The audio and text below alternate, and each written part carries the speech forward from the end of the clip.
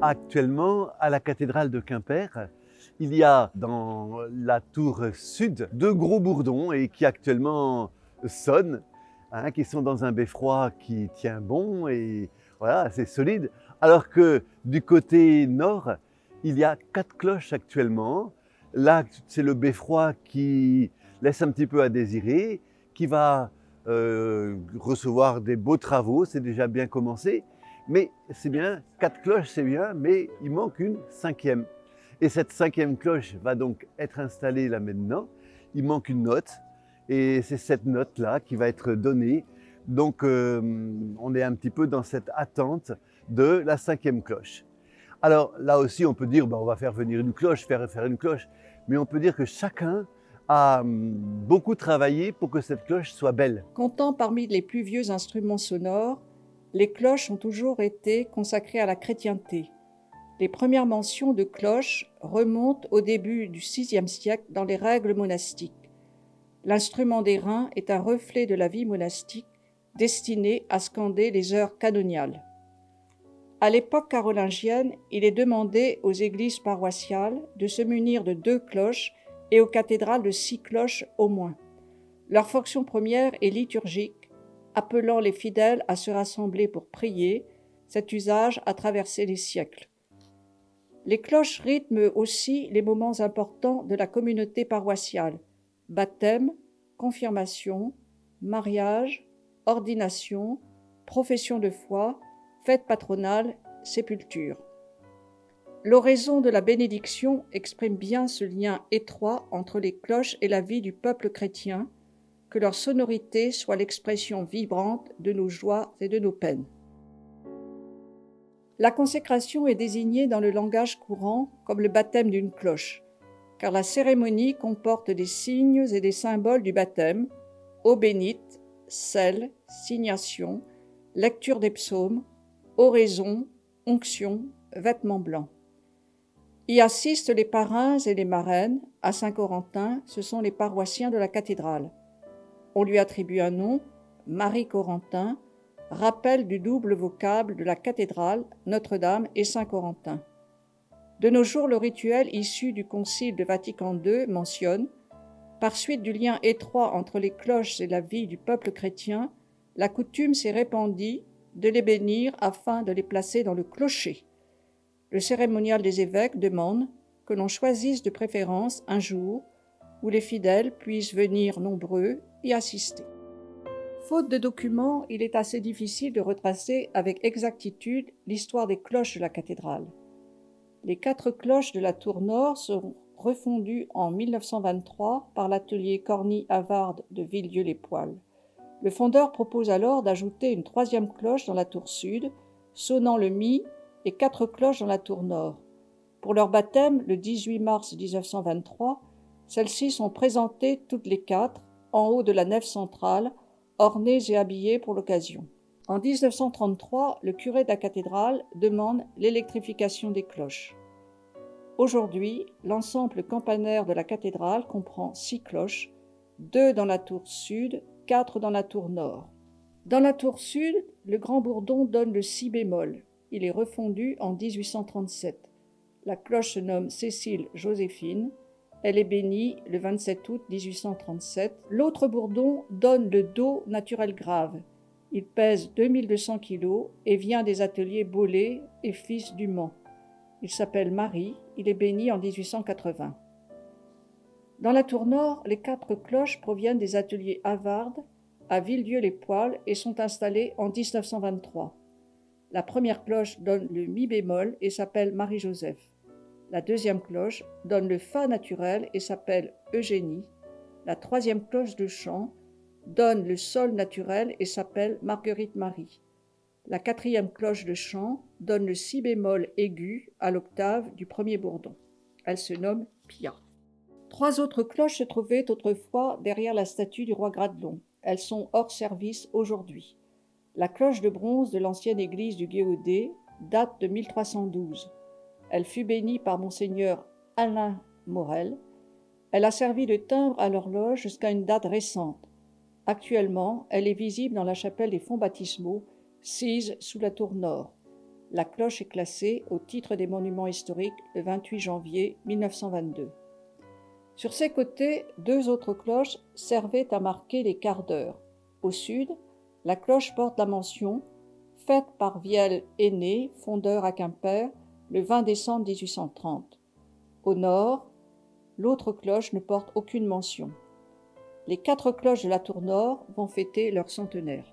L'art campanaire est pluridisciplinaire. Il associe la liturgie, car les cloches appellent à la prière, la musique, la cloche émettant une note définie, dans ce cas-ci le La3. Faisant partie d'un ensemble musical, elle amplifie la gamme déjà existante de la cathédrale, créant ainsi de nouvelles mélodies.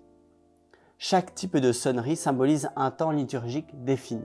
Personnifiée, la cloche emprunte au corps humain son vocabulaire pour désigner ses différentes parties, les oreilles ou anses servant à fixer la cloche à son support, la couronne et le cerveau qui forment la partie supérieure de la cloche, la jupe ou la robe qui est la partie centrale de la cloche qui reçoit la décoration, la panse de frappe enfin ou la lèvre qui est l'endroit où vient frapper le battant. Au cours des siècles, la forme des cloches a évolué de façon assez importante. En revanche, les techniques de production n'ont que peu changé jusqu'à nos jours y compris. La cathédrale appartient à l'État, affectée au ministère de la Culture. C'est la raison pour laquelle il y a un service de l'État, l'architecte des bâtiments de France, qui s'en occupe. Et ici, en fait, on est le maître d'ouvrage du projet. Le beffroi, en fait, présentait des altérations. C'est mon prédécesseur, Pierre-Alexandre, qui s'en était rendu compte. Et ça fait plusieurs années que les cloches avaient été arrêtées de battre. Donc les bourdons tour sud battent encore, mais plus dans la tour nord. Par contre, tous les Quimpérois entendent les cloches parce que Pierre-Alexandre a mis en place un enregistrement. C'est-à-dire qu'on a l'impression que les cloches battent, mais ceux qui savent en fait comment sonnent les cloches ne sentent plus cette vibration musicale qui occupe la cathédrale. Donc le beffroi est altéré.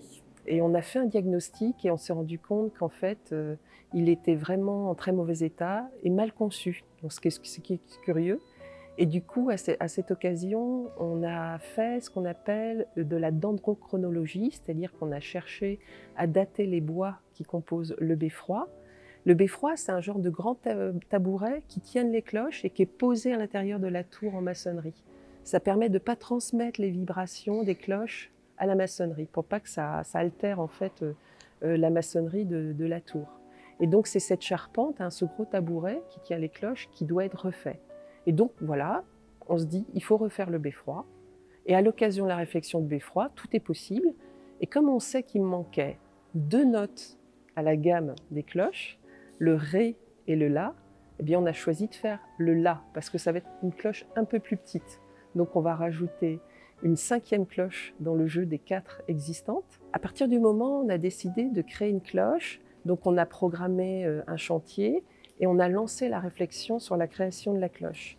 Donc on a constitué un petit groupe de travail resserré autour du recteur de la cathédrale, Claude Caille, et moi-même, de manière à faire vraiment la conception de la cloche, c'est-à-dire trouver le thème liturgique dans lequel il s'inscrit, trouver les effigies, leur représentation graphique de Marie et Corentin, de Notre-Dame et Saint-Corentin, et puis toutes les thématiques qui sont liées en fait à ces personnalités d'effigie. Et donc pour cela, nous avons confié aussi la réflexion et on les a invités autour de la table à 2 artistes qui ont travaillé, et c'est la raison pour laquelle on a une cloche qui s'inspire des cloches traditionnelles en termes de thématiques, mais qui est totalement ancrée dans la représentation celtique, de thèmes floraux et décoratifs, totalement contemporains et en relation avec la Bretagne. Le décor de la cloche, les effigies. La cathédrale est placée sous le double vocable de Notre-Dame et de Saint-Corentin, qui en décorent naturellement les 2 faces.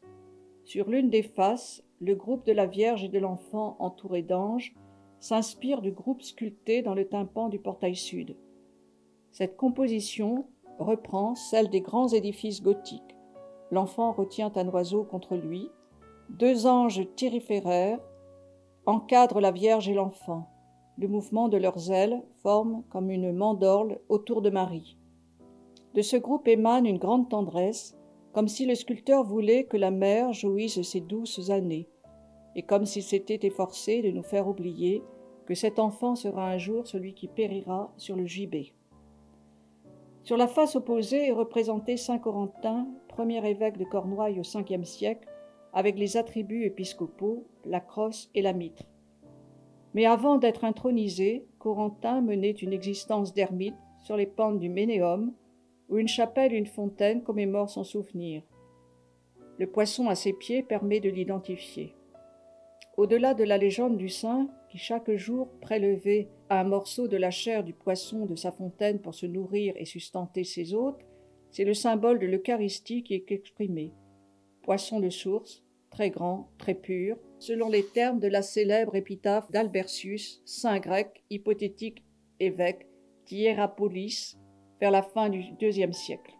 De part et d'autre de l'effigie du saint, des inscriptions indiquent, sur la gauche, le nom de la cloche Marie Corentin, baptisée en 2023 par l'évêque Laurent Donien, le recteur, le père Claude Caille.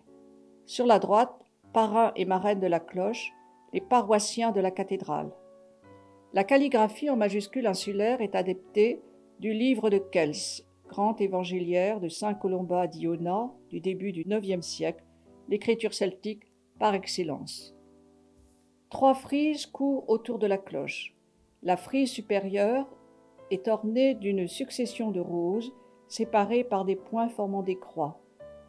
Dans les hymnes du XIVe siècle, la Vierge à l'enfant se détache sur un fond de roses, de lys et de violettes.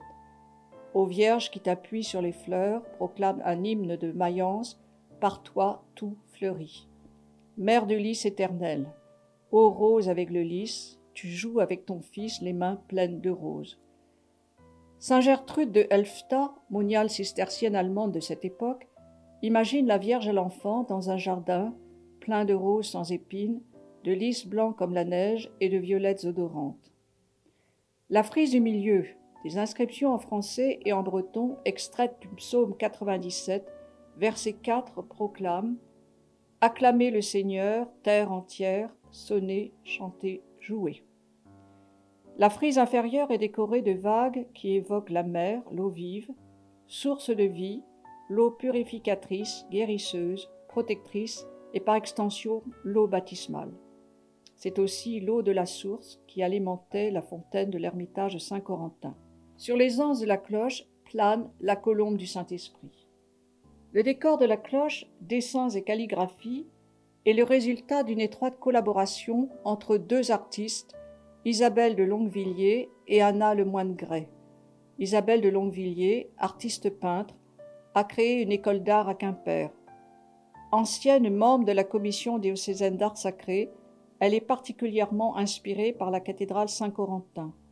Un de ses tableaux, la cathédrale bleue, figure dans l'ouvrage La grâce d'une cathédrale, paru aux éditions de la Nuée bleue à Strasbourg. Anna Lemoine-Gray, artiste peintre, est membre de Pévarzec, mouvement créé pour commémorer le centenaire des 16 Breurs, mouvement actif de 1923 à 1947 dans les arts décoratifs et appliqués en Bretagne. Alors il y a la cloche qui va être fondue sur les bords du lac d'Annecy le 15 septembre et qui arrivera à la cathédrale entre fin septembre, mi-octobre. Et c'est là où elle sera exposée dans la cathédrale. Tout le monde pourra venir la voir, la faire teinter, admirer le travail qui a été fait. Une fois arrivée à la cathédrale et exposée au public, à tout le monde, c'est le 15 octobre, durant la messe, que notre évêque, Monseigneur Donien, viendra, alors c'est pas simplement bénir, mais baptiser la cloche. Elle aura même ce jour-là une robe de baptême, hein, comme un bébé le jour de son baptême. Et le 15 octobre, après le baptême, bon, on aura cette cloche avec nous et elle teintera la première fois ici dans Quimper le dimanche 12 décembre, quand ce sera la Saint-Corentin.